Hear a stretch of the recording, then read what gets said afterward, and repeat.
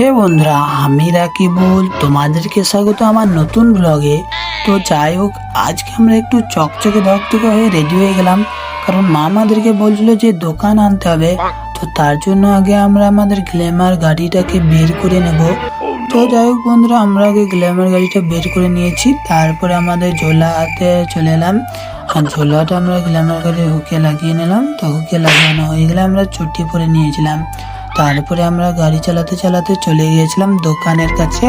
আর দোকানে এসে দেখতেই পাচ্ছ 2-4 জন ছিল। তো তাদেরকে দেওয়া হয়ে গেলে আমাদেরকে দিয়ে দিবে। তো আমাদের এখন দোকান নেওয়া হয়ে গেছে, সবকিছু আমরা ভরে নিয়েছি। আর দোকানে সবকিছু ভরা হয়ে গেলে আমরা টাকাটা দিয়ে দিয়েছিলাম। তো টাকাটা দেওয়া হয়ে গেলে আমরা টাকাটা নিয়ে বাড়ির জন্য গাড়ির কাছে চলে এলাম। তো আমরা এখন ঝোলাটা লাগিয়ে নিয়েছি, আর আমরা এখন চলে গিয়েছিলাম ঘরে।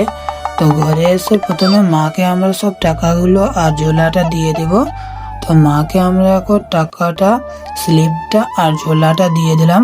তারপরে আমরা গাড়িটা আস্তে আস্তে ভরে দিলাম। গাড়িটা ভরা হয়ে গেলে আমরা যেখানে ছিল সেখানে রেখে দিলাম।